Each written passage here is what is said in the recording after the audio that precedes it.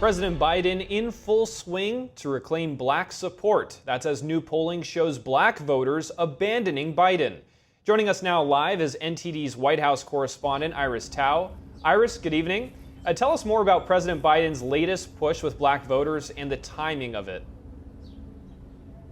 Good evening to you, Jack. President Biden is making a flurry of appeal to reach black voters. It comes as a New York Times poll this week shows that Biden's support among black voters is down 20% compared with 2020. That's driven by issues like the economy and the war in Gaza. Here's President Biden today trying to appeal to that group by contrasting himself with his predecessor. Watch. Black history is American history. My predecessor and his extreme MAGA friends are now going after diversity, equity, and inclusion all across America. They want a country for some, not for all. That was President Biden marking the 70th anniversary of a landmark Supreme Court case that ended school desegregation. And this weekend, Biden will also be speaking in Detroit and also be making a commencement address at Morehouse College, which is a historically black university. And that address, meanwhile, is already sparking controversy as protest over the war in Gaza is expected to happen during his speech. Here's the White House today talking about Biden's speech, saying he's going to strike the right tone. Watch. He's been working on these remarks for the past couple days, I can assure you, with his senior advisors. He's taking this incredibly seriously, and he understands, as the president tends to do, meet the moment that we're in. And the White House adds that President Biden has been treating peaceful protests in a respectful way and will continue to do so. Jack. Well, Iris, we'll see how President Biden responds to the potential protest there. And so now what's Trump doing today on his day off from the New York trial? So former President Trump is taking a day off from his trial today to attend his youngest son Barron's high school graduation ceremony. Later today, he will also be speaking at a GOP fundraiser in Minnesota, which is a traditionally blue state that he's vowing to flip in this year's election.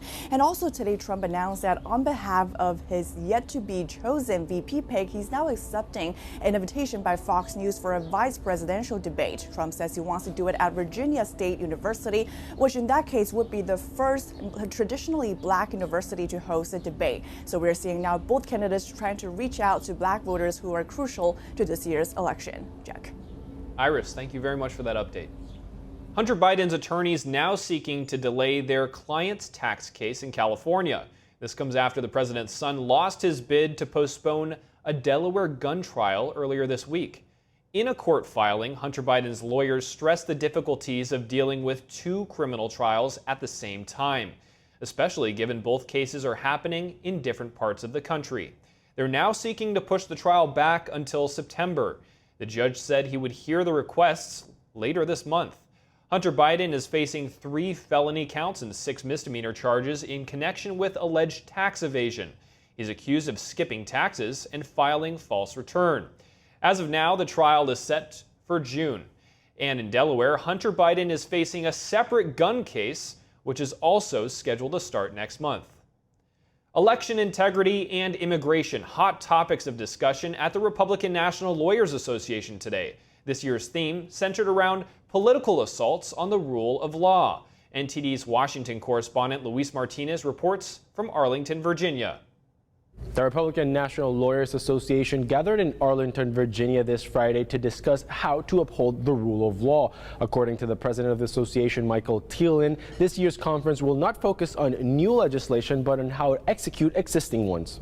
And that's what we're fighting for, is the rule of law here. And the Biden administration has ignored the rule of law, whether it's ignoring the Supreme Court on the student loan cases or whether it's the border, which he's ignored all the border laws. So it's not even about a policy debate. It's about, do you believe in the rule of law or are you ignoring the rule of law?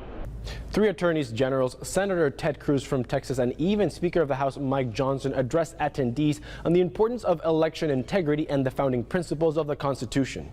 President Biden has invited an illegal immigration catastrophe around our country, and we have to step up and secure our elections right now so that we can do our duty and defend not just our core principles, but our Constitution itself. During the conference, policy differences in between Republicans and Democrats were highlighted, but Speaker of the House Mike Johnson emphasized that American exceptionalism unites most of Americans. We are the last best hope of man on the earth. Reagan used to remind us of that. He's, of course, quoting Lincoln. And what they understood was that we are different, we are exceptional, we're the greatest nation in the history of the world, the most powerful, most free, most benevolent, the most secure. We're the best for a reason, because we were built on those core principles. We have to maintain them. This year's Republican National Lawyers Association concluded with a private event where attendees got to meet members of former President Donald Trump's legal team. Reporting from Arlington, Virginia, Luis Eduardo Martinez, NTD News.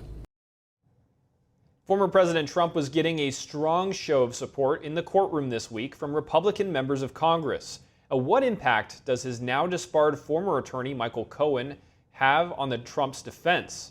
Joining me now to discuss Trump's week in court is Will Trackman, General Counsel for the Mountain States Legal Foundation. Will Trackman, thank you very much for joining us today. Yeah, it's great to be here. Thank you so much. Now, Donald Trump's hush money trial is nearing its end. How do you think the jury is likely to decide here? Well, I think it's safe to say that Trump had his best day so far yesterday with Michael Cohen's testimony and the cross-examination going very well.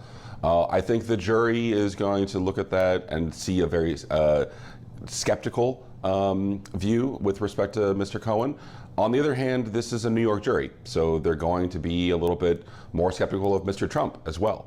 And so I really do think the jury may decide to weigh the evidence against President Trump and decide that they can have an influence on the election, which is unfortunate, but that's where we are. At least there's a 50-50 chance, I would say. Michael Cohen's testimony was called into question. Can you talk a bit about why his testimony was questionable?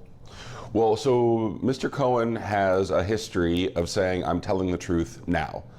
Before I was lying, before I wasn't telling the truth, but now I'm being honest and you ought to believe me. And so President Trump's defense counsel was able to poke holes in his story, all the different times that Mr. Cohen said something that wasn't true. And so if you've been lying all this time, why should we believe you now? I think that message resonates. If you're a juror and you see someone who's consistently lied over and over again, and then all of a sudden they're asking you to believe them, and a man's liberty is at stake based on their word, I think the jury is going to be reticent to buy into what Mr. Cohen is selling. What do you make of all the support that Trump's getting from Congress? There's been numerous lawmakers and allies that have gone to Manhattan in support of him, calling into question that even the judge's credibility. So what do you make of all of that, and will it help his presidential bid? Well, President Trump is the standard bearer for one of the major parties, so he's going to have a lot of support. I saw the Speaker of the House was out there giving a speech recently.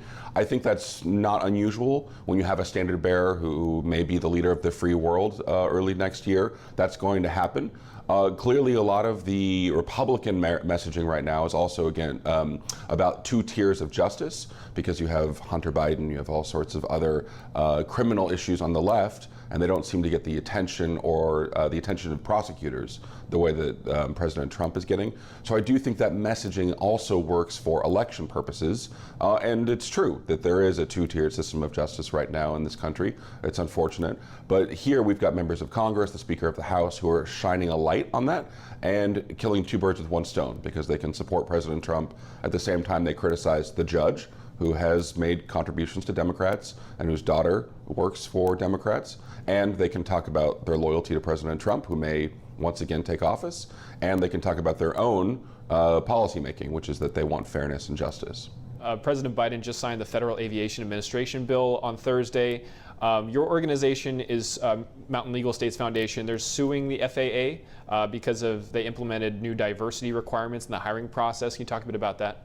Yeah, so we represent over 900 people who would have been air traffic controllers, except that back in the Obama administration, they flushed our clients' test. Many of our clients got 100% on that test, and they decided there were too many whites in the hiring pool. So they adopted a new test that was gerrymandered. Some of the questions were like, how many sports did you play in high school? Obviously no relevance to being an air traffic controller.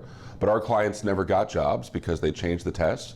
And President Biden now has a whole of government approach to DEI, and they've echoed the themes of the Obama administration, caring more about race, more about the gender of the people who are working at the FAA, as opposed to skill, merit, competence, experience. And those are the things that, of course, we do value when we fly from point A to point B.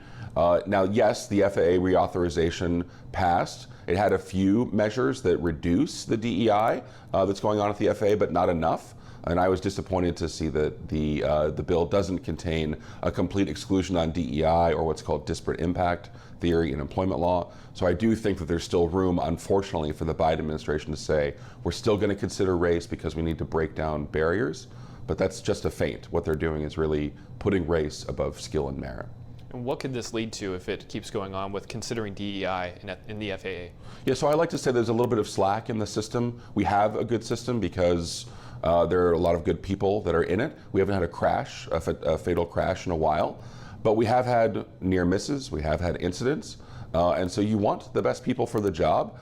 Aviation is just one of those industries where there's going to be unpredictable circumstances. So whether it's weather or mechanical difficulties or an unruly passenger, you're going to want the best people in the seats. And so if you start putting race above merit, you're inevitably going to court danger. Now that doesn't mean a crash is going to happen tomorrow. I'm not being alarmist that people need to stop flying, but it does increase the risk in the system. And eventually, if you do that over the course of months and years, something bad will happen.